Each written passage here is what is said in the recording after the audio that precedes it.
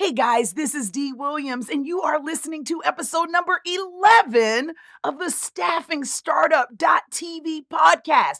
Let's get fired up. Welcome to Staffing Startup.tv, the podcast that gives you direct access to the world's leading recruitment, staffing, and startup experts. Dee Williams speaks with amazing thought leaders, venture capitalists, and technology trendsetters about their journey, challenges, and successes related to recruitment, staffing, and hiring. Now, here's your host, Dee Williams.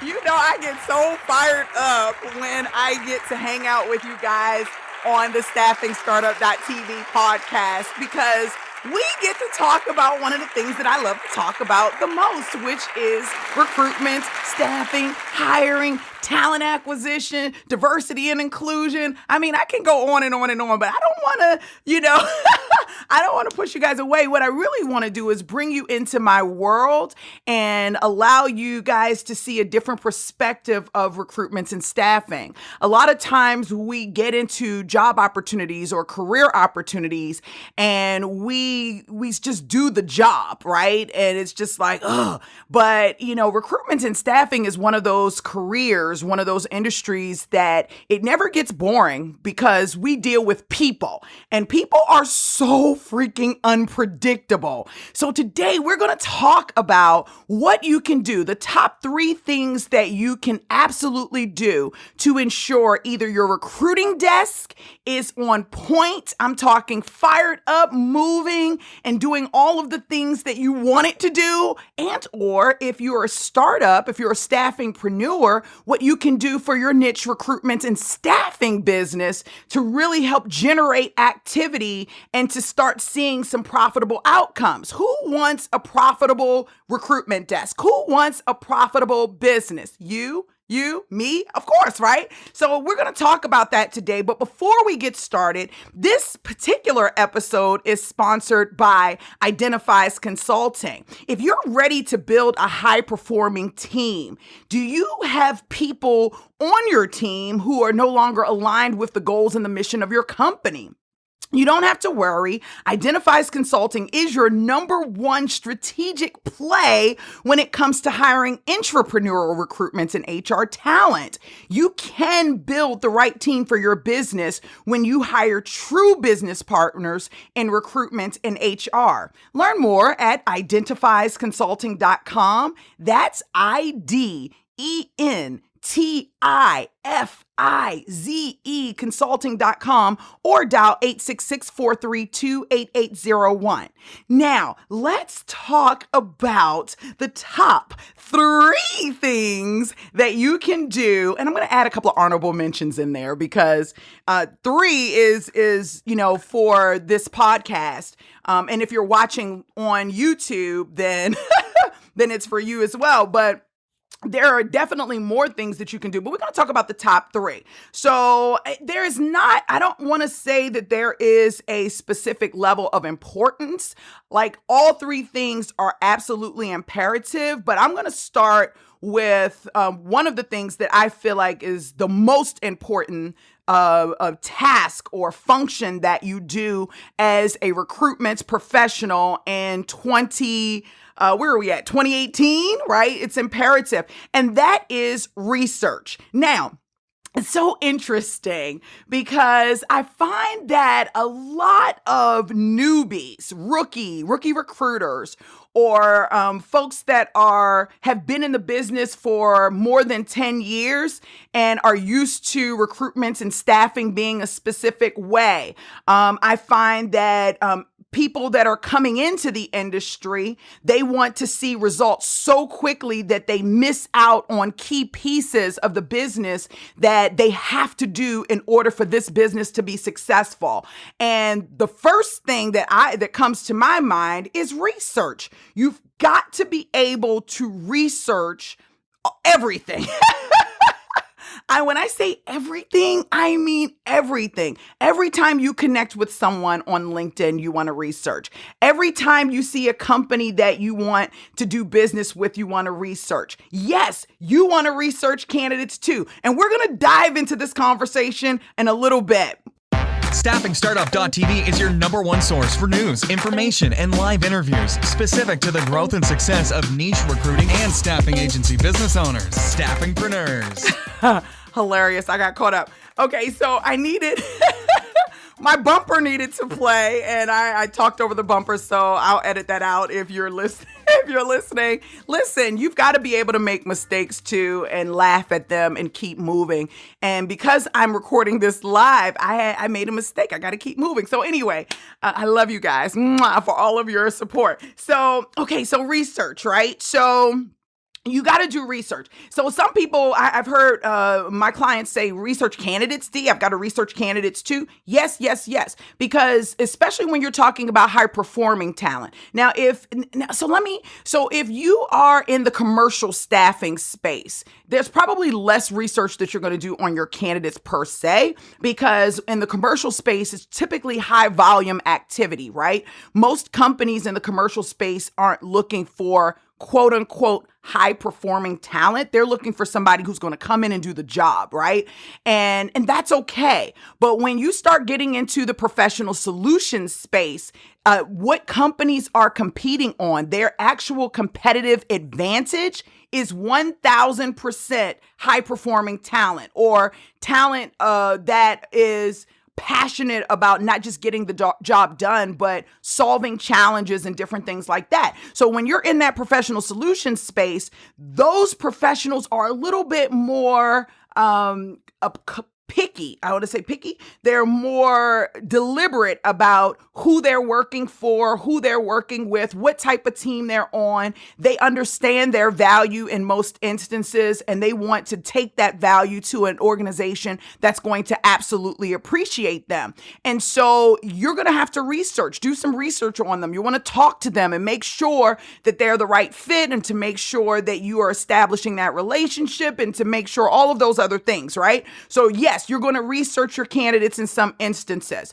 And from now on the client side, right, if you're in recruitment and staffing, you want to research not just the hiring managers that you're looking to potentially do business with, but you also want to research the company. You want to know what their goals are, what types of initiatives they're working on, what type of challenges they're experiencing, what type of what's in the news. The first thing I do when I find a company that I want to connect with and do business with is I go to their website. I see if they have a blog. I see if they have some news. I go to Google News to see if they're in the news, and use those things as a starting point, as an entryway for me to get in the door and to start the conversation. So I just want to clarify, research is imperative. You do not want to attempt to connect with or to do business with someone without conducting your early research. When you're talking about candidates who have done some amazing things, when you start off with doing some research on them and you're not just reaching out like blindly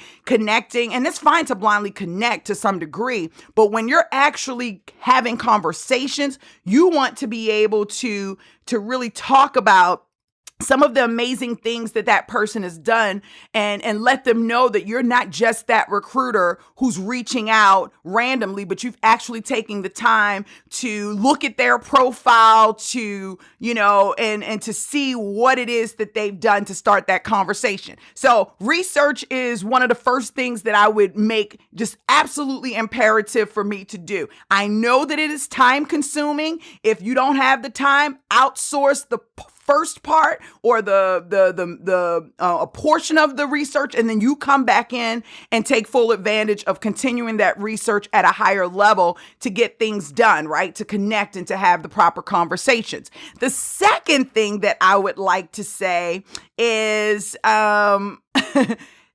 Generating activity in your business. Okay. This is the second thing that I would say is the most important thing that you can do to bring your business, your recruitment and staffing business to life, to bring your recruitment desk to life. So many times we think that when we get in front of that desk that everything is just going to start coming to us. And that's so old school thinking. Right now, you've got to go out and get it, you know? And so generating that activity in your business is going to absolutely be imperative. So we're going to continue to talk about what that looks like in just a moment. Attention, all computer and information technology professionals. It is estimated that the business of placing contract technology workers is at least $1 billion industry. And today, we want to show you how you can become a supplier of tech talent to companies all over the world. That's right. You can put your IT colleagues on contract and bill them out. It's not rocket science and is a great additional income. Let Staffingpreneurs Academy show you how to start your very own IT niche recruitment, staffing, and consulting business. Learn more at staffingpreneursacademy.com/IT. That's staffing, PRENEURS academy.com/IT right now. Okay, so when we're talking about generating this activity, let me explain in more detail. And this goes both for my recruiters that are listening, because as I've launched this podcast, I realized that a lot of recruiters are following me as well. So hey, recruiters. But this is also for recruiters and for my startups, for my staffingpreneurs. When I talk about generating activity, that means making phone calls. It means going to networking events. It means emailing. It means connecting on social media. It means commenting on a blog article that someone has done. It means going into forums and having conversations. It means, creating a Facebook group where for a niche space where you are providing value. It means sending out a postcard to someone you want to do business with. I can go on, you guys. You want me to go on and on and on? It can mean so many things, but it is literally generating activity in your business. Now, the reason why I know for some of you, you're like, but D, that's just common sense, but it's really not. Because when I work with rookies, they are, I don't know this to be true, but from what I have seen, they have initially this fear of connecting with people. Some people, the fear is connecting with candidates. Some people, the fear is connecting with clients. Many times it's because they don't understand the value that they bring, or they really haven't prepared themselves to work in this industry or to work in this business. But I have to tell you that I coach a number of staffingpreneurs, and one of the things that I see the most is they take pride and passion, and they put so much time and energy in setting the business up. And that's one thing, right? Setting the business up is one totally different thing. But when you are at the point now where you're ready to work in the business does not function. Listen to me. The business does not function. Listen to me. Your recruiting desk will not move. Your business will not function unless you're generating activity, and not just generating activity 1 day a week or 3 days a week. You've got to generate activity every day of the week, and you've got to be consistent. This is where time management really comes in and plays a major part, especially for people who are doing this business or working in the recruitment space on a part-time level. It's almost like you've got to be married to your calendar to ensure that you are doing all the things that you need to do to generate activity in your business every day.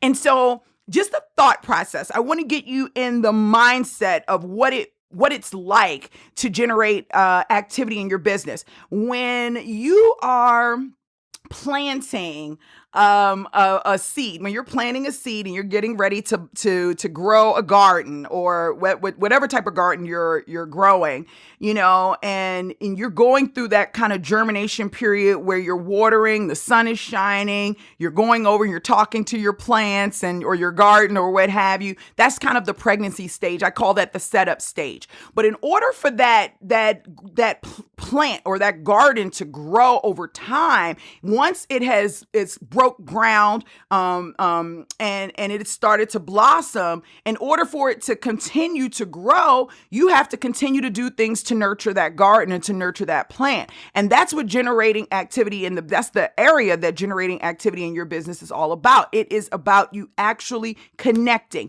every day,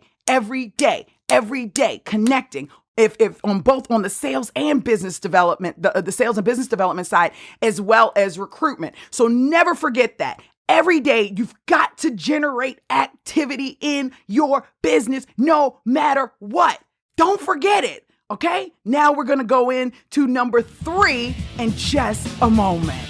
The StaffingStartup.tv podcast is intended to provide you with tips, tools, and strategies that will help you make better decisions. Although we're licensed and authorized, we don't provide financial advice. So please consider your own situation or get advice before you make any decision based on anything in our podcast. Visit StaffingStartup.tv to learn more about how we're regulated or access our terms and conditions.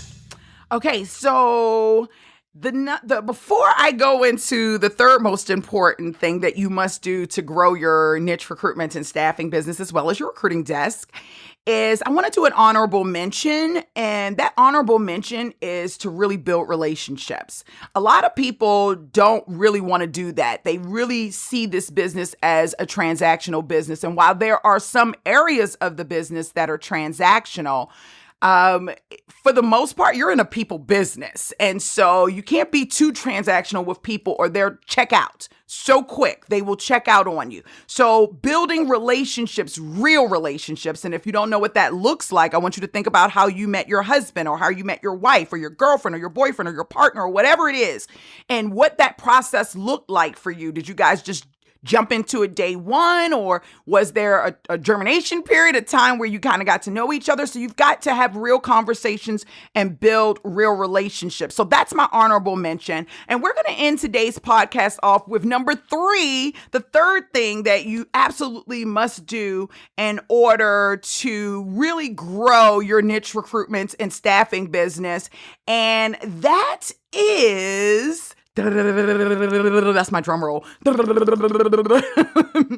That is follow-up. Oh my gosh, there is fortune in the follow-up. Can I hear you say that? Let me hear you say it. There's fortune in the follow-up. Say it louder. Fortune in the follow-up. Listen, that is the most honest thing I can ever tell you. There is fortune in the follow-up. When you start something, when you start to build a relationship, when you start to connect with people, if you don't follow up, then it's never going to go anywhere. I mean, I say this all the time, but think about your spouse. If they wouldn't have continued to call you, or you wouldn't have continued to call them or text them or meet up with them, would you guys be together today? No. And what I have read, and this number has changed over time, honestly, but from what I have read, it takes between 12 and 24 times for someone to want to actually do business with you. And that can be on both the client or the candidate side, honestly. Some people, you're going to have to nurture that relationship a little bit longer in order for something to really manifest into what you want it to be or what they want it to be, right? So keep that in mind, but following up is imperative. So most people stop following up after the third time they don't hear anything back. So that means that if you keep following up on the 4th time, the 5th time, the 6th time, the 7th time, the 8th time, the 9th time, the 10th time, the 11th time, the 12th time, you are increasing your chances. You are increasing your number of opportunities to be able to connect with people and to be able to place people and to be able to do business with people that everybody else gave up on. Do not give up. Follow up. There is fortune in the follow-up. How many people feel what I'm saying today? Huh? How many people feel what I'm saying? So my question to you, and I want you to challenge yourself. I want you to say, like, get yourself a checklist and say, okay, these are the top 4, because I gave you 4 with an honorable mention, things that D. Williams, hey guys, that D. Williams said I must do in order for this to work out the way I want it to. So on your checklist, am I researching? Did I do my research today? Am I generating activity? Am I calling? How many calls did I make? How many emails did I send out? How many connections did I make? How many networking events did I go to? Start managing that for yourself so that you can continue to bring this business to life.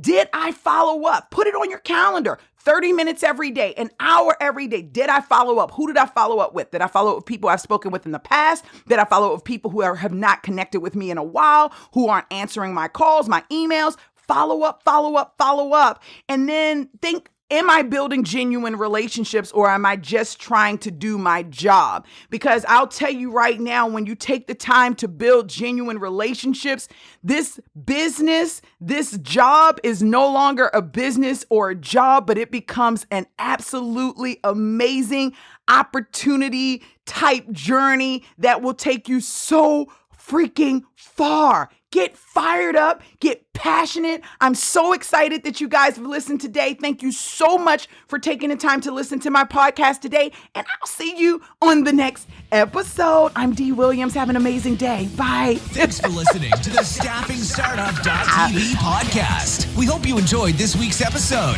If you'd like more information on any of our stories, or would like to know how to get involved and share your story, head over to our website at StaffingStartup.tv. Don't forget to subscribe to our podcast on iTunes, and please leave a 5-star rating and a super awesome review so others can enjoy the show too. Check out the live video footage on YouTube. Have a great week, and we'll see you next episode.